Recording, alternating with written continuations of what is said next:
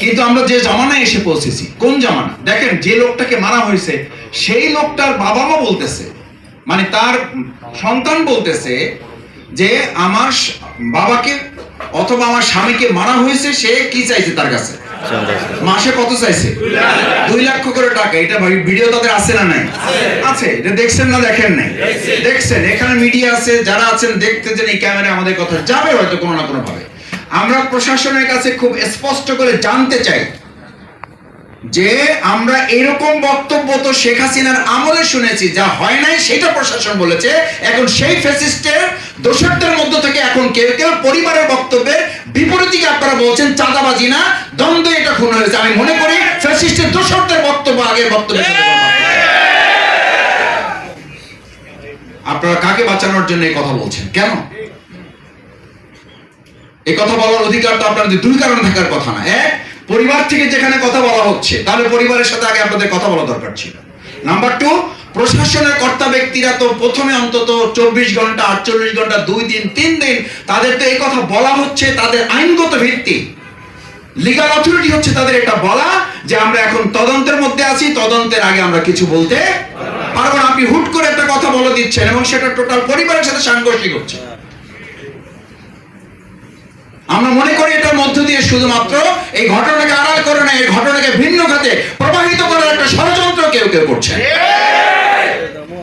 এটা কোনো অবাক করার বিষয় না এবং কোনো বিস্ময়ের ব্যাপার হবে না যে 2 দিন পরে হয়তো শুনবেন এর সাথে জামাত ইসলামের ছাত্র শিবির জড়িত।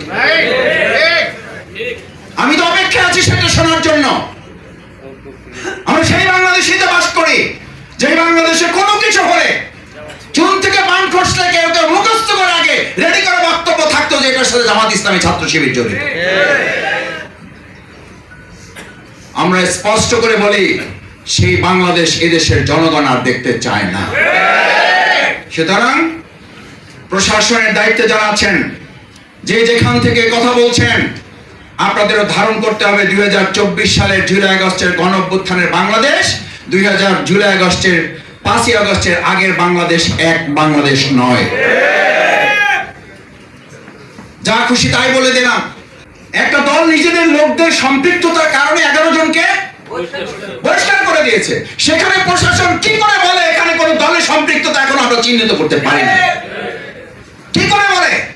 আমি এই কথা বলছি এই জন্য, এই সমস্ত বিষয় সামনে রেখে আমাদের 19 জুলাইয়ের প্রোগ্রামকে সফল করার জন্য আরো বেশি শক্ত এবং স্পষ্ট ভূমিকা আমাদের পালন করতে হবে। আমরা সেই প্রোগ্রামের মাধ্যমে বিচারের কথা আমিরে জামাত স্পষ্ট করে জাতির সামনে তুলে ধরবেন।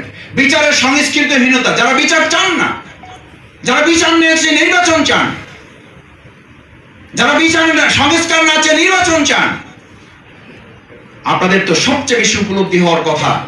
আমি জানি না যে শেখ হাসিনার আমলেও আপনাদের 1 বছরে 200 খুন হয়েছে কিনা আপনাদের নেতাকর্মী। অথচ শেখ হাসিনা বিহীন বাংলাদেশে,